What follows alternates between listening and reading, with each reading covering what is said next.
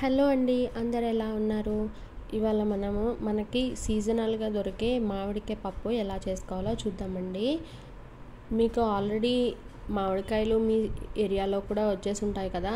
కొన్ని ఏరియాస్లో పండిపోయినవి కూడా వచ్చినాయండి, కానీ కొంచెం పుల్లగా ఉన్నాయి. ఇప్పుడు మనం పప్పు తీసుకొని బాగా దాన్ని క్లీన్ చేసుకొని నేను కొన్ని వాటర్ పోసుకున్నానండి. ఒక ఉల్లిపాయ అలాగే 2-3 మిర్చీలు తీసుకున్నాను. మీకు ఇంకా కొంచెం కారం కావాలంటే ఇంకా యాడ్ చేసుకోండి. ఇప్పుడు వీటిని చిన్న చిన్న ముక్కల కింద అంటే రఫ్గా చాప్ చేసుకుంటే సరిపోతుందండి, మరి చిన్న ముక్కలు అవసరం లేదు. ఇవన్నీ కట్ చేసేసుకున్న తర్వాత మనము కడిగి నానబెట్టుకున్న ఈ కందిపప్పులోకి వేసేసుకుంటున్నామండి.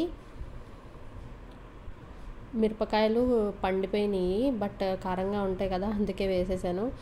అలాగే కొంచెం చింతపండు. ఇప్పుడు అసలైన మన రాజుగారు వచ్చారండి, మ్యాంగో రాజుగారు. ఫస్ట్ అవి చెక్కు తీసి కొంచెం తీసి చూస్తే చాలా పుల్లగా ఉందండి. నేను ఆల్మోస్ట్ 3/4 కాయ మొత్తం అంతా వేసేసాను, ఎందుకంటే పుల్లగా బాగుంటుంది కదా. మీకు కూడా ఇష్టమా పప్పు మామిడికాయ అంటే? అలాగే ఛానల్ని సబ్స్క్రైబ్ చేసుకోండి. సబ్స్క్రైబ్ చేసుకోవడం మర్చిపోతున్నారు. నా వీడియోస్ ఆల్మోస్ట్ 1 వీక్కి 20,000 మెంబర్స్ చూస్తే నా సబ్స్క్రైబర్స్ ఇప్పుడు వచ్చి 742కి ఉంది అండి.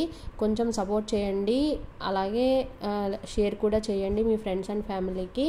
మామిడికాయని ఎప్పుడు పప్పులోకి చిన్న చిన్న పీసెస్ అంటే మనం పచ్చడి పట్టుకునేటట్టుగా కట్ చేసుకోకుండా ఇలాగా తురుముకోండి, బాగుంటాయి ముక్కలు. చూడండి, నేను ఆల్మోస్ట్ 3/4 అంతా వేసేసాను. టెంక బాగా ముదిరిందండి.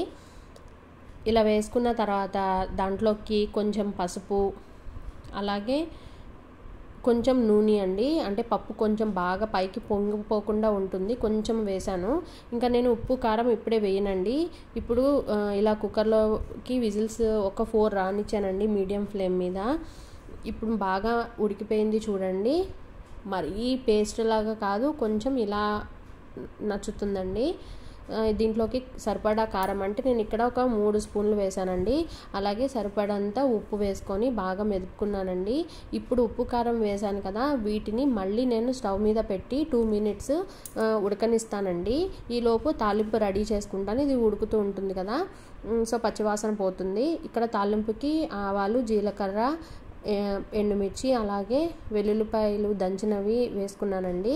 అది బాగా వేగిన తర్వాత ఇంగువ కంపల్సరీ వేసుకోండి, అలాగే కరివేపాకు వేసుకొని దీన్ని తిరగమాత పెట్టేసుకున్నానండి. అలా వదిలేస్తే ఇప్పుడు మనకి పోపుకి ఉన్న ఫ్లేవర్ అంతా పప్పుకి బాగా పట్టుకుంటుంది. మీకు ఈ వీడియో నచ్చితే లైక్ చేయండి, షేర్ చేయండి, సబ్స్క్రైబ్ చేయండి. ఇంకా అయిపోలేదండి వీడియో, కొంచెం ఉండండి. దీనికి కాంబినేషన్గా ఆలూ ఫ్రై చేసుకున్నామండి. ఇలా నెయ్యి వేసుకొని చక్కగా పప్పు మామిడికాయ తింటే చాలా బాగుంటుంది కదా. మీకు ఏ పప్పుతో తినడం ఇష్టం, అలాగే ఏ సీరియల్ అంటే మీకు ఇష్టం అండి? ఇప్పుడు అన్ని కొత్త సీరియల్స్ వస్తున్నాయి కదా, చూస్తున్నారా? థ్యాంక్ యూ ఫర్ వాచింగ్ అండి. బాయ్ అండి.